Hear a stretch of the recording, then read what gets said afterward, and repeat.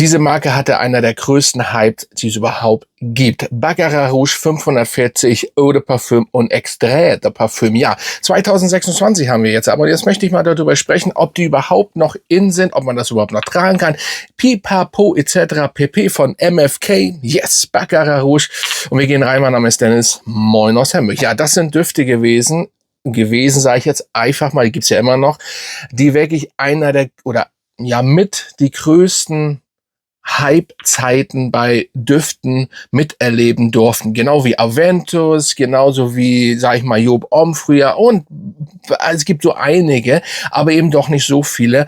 Aber ja, diese Marke MFK beziehungsweise diese beiden Düfte oder allgemein Baccarat Rouge hatten schon einen heftigen Hype, weil ich weiß nicht, wie viele Marken, wie viele Düfte diese DNA, diesen Duft nachgemacht haben oder kopiert haben. Das ist schon wirklich nice. Wir fangen mal mit den Eau de Parfum an, bevor ich euch sage, natürlich zum Schluss, welcher ist immer noch geiler oder sind sie überhaupt beide geil oder könnt ihr die beide in die Tonne treten? Ja, wir fangen mal mit den Eau de Parfum an. Das ist ein Duft, wie soll ich sagen, ihr mögt ja gerne die Geschichte. Ich habe die lange nicht gesagt so.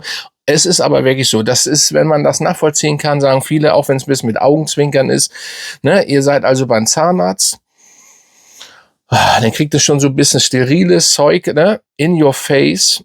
Und dann geht ihr, wenn ihr seitdem, also ihr kriegt so eine Füllung und dann seid ihr fertig beim Zahnarzt, geht über einen Jahrmarkt oder Kirmes, sorry, wie auch immer ihr das nennen wollt.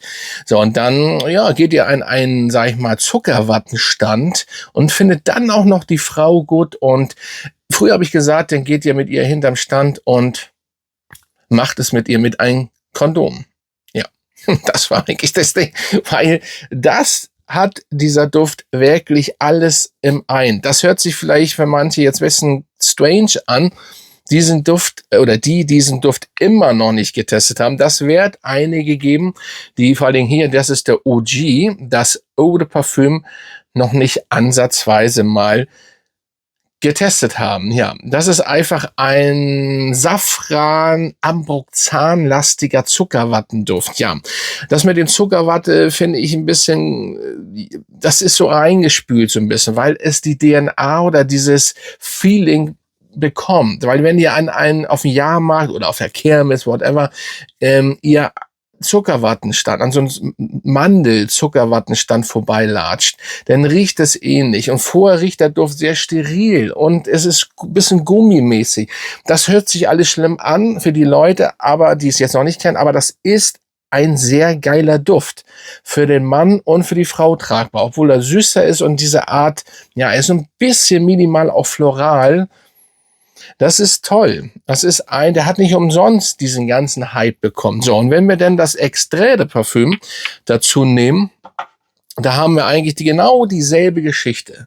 Sagen wir mal, genau dieselbe Geschichte, nur, dass hier noch eine Mandel oder Bittermandel hinzukommt. Die ist ein bisschen maskuliner, deswegen steigen viele Männer auf das Extrait auf. Aber gleich mal vorweg, wenn es um die, nee, das machen wir gleich, Ciage und die Hypercar kommen wir auch gleich nochmal zu. Es ist einfach maskuliner durch die Bittermandeln.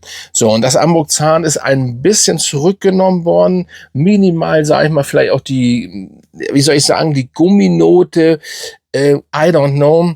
Hier ist noch ein bisschen Zeder drin, glaube ich. Es ist allgemein, aber trotzdem, oder bleibt es trotzdem, es ist kein anderer Duft wie der. Nein, das haben sie gut gemacht. Es ist nur eine, sag ich mal, maskuline Version, die natürlich teurer ist noch in der Extrait-Version. Ob man beide braucht, habe ich mich lange gefragt. Könnte man, oder sage mal, jeder meint das anders. Ich sage es mal so, mal nein, mal ja. Das ist immer schwierig. Im Endeffekt könnte man schon sagen, ja, weil wenn ihr es ein bisschen dunkler haben wollt, ein bisschen tiefer Mandel liegt dazu, weil hier ist keine Mandel drin. Trotz dieser, soweit ich weiß, es ist im Eau de Parfum so die Bittermandel, glaube ich, nicht gelistet, aber natürlich könnte sie da drin bei sein, weil es wird auch nicht immer alles gelistet, auch nicht auf Parfumo oder nirgendwo, damit es die Endannehmer nicht komplett, sag ich mal, umhaut, weil manchmal sind da so viel Inhaltsstoffe drin. Also ich rede natürlich neben den ganzen Chemie, in Anführungsstrichen, meine ich natürlich die ganze wie Bittermandel, Amboxan, whatever was, Bergamotte etc. pp. So. Bergamotte ist jetzt hier nicht drin, ich meine das als Beispiel jetzt. Und hier ist es einfach, ja, tiefer, mandeliger, kann man machen, wenn man nicht immer, sag ich mal, dieses extrem Kermes-Ding haben möchte. So.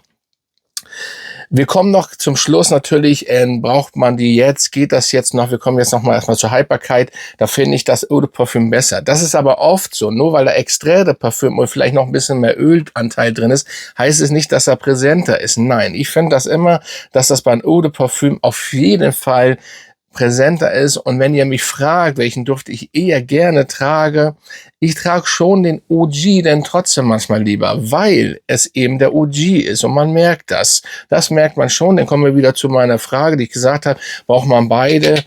Das müsst ihr selber entscheiden. Natürlich haben sie die gleiche DNA. Da ist jetzt nichts, ne? Aber ich muss schon sagen, es sind beide geil, vielleicht könnte man beide in der Sammlung, wenn man das Geld über hat, aber im Endeffekt reicht das Eau de Toilette. Wenn ihr es natürlich nur maskulin haben wollt, ein bisschen mit Mandeln, dann holt euch das Extra, aber das ist teurer, ne? So, und dieses ist ja so und so schon nicht so günstig, inzwischen geht's, glaube ich, man kriegt ihn auf jeden Fall günstiger, oder es gab ihn günstiger, müsst ihr mal gucken, und sonst holt ihr ihn euch gebraucht auf Parfumo meinetwegen. Die Düfte auf jeden Fall sind sehr nice, ja, und jetzt zu meinem Fazit, gehen die 226 noch? Natürlich gehen die noch. Ich rieche die auch noch viel. Die Frage ist nur, hat derjenige das Original? So, und da ist dann die Frage, die gibt's auch in günstig nachzukaufen irgendwo. Irgendwelche machen das immer nach. Trotzdem, das ist eine DNA für euch selber. Ich weiß, dass vielleicht andere das nicht so wahrnehmen, weil es gibt ja von Ariana Grande noch so einen ähnlichen, ne, Cloud, wie der heißt, und Pipapo. Es gibt eben heutzutage sehr viel Dupes, Alternativen, ähnliche Düfte, wie auch immer ihr das schimpfen wollt. Das ist eben so, da muss man durch. Das wird auch nicht weniger werden. Jedenfalls von Hype-Düften erst recht. Das war bei Aventus nicht anders, das war bei vielen anderen auch so. Und so ist es eben auch bei Baccarat Rouge immer noch.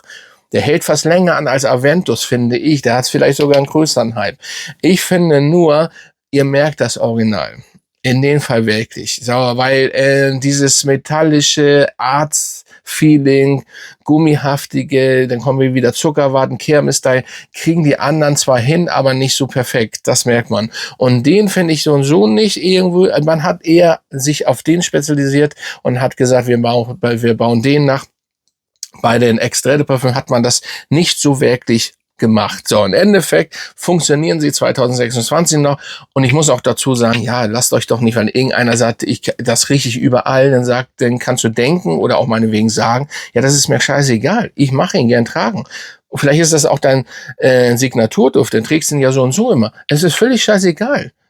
Job hat, nur weil die Jugend da draußen Langeweile hat und meint, ich muss jede Woche einen neuen Duft und dann schmeiße ich den anderen weg oder verkaufe den. Es gibt ja so Helden, die Düfte kaufen und den gut finden. Den gut finden. Ich betone das, den gut finden und dann sagen eine oder paar Tage später, nee, finde ich nicht gut. So, obwohl sie ihn schon länger haben. Es gibt ja so, finde ich so ein bisschen, naja, ich kann da nicht so viel, ich sag da nichts viel, aber er funktioniert einfach noch. Also lasst euch nicht ärgern. Baccarat Rouge, einer der großen Düfte, die es überhaupt so gegeben hat oder gibt, ist schon gut. Aber MFK macht so sehr, sehr gute Düfte. Also er weiß, wie man das macht. So, dann schreibt mal in die Kommentare, was haltet ihr davon? Und dann würde ich sagen, bin ich raus. Mein Name ist Dennis immer noch. Und ja, aus Hamburg, die Grüße gehen raus an euch und an meine Mitglieder. Und bis zum nächsten Mal.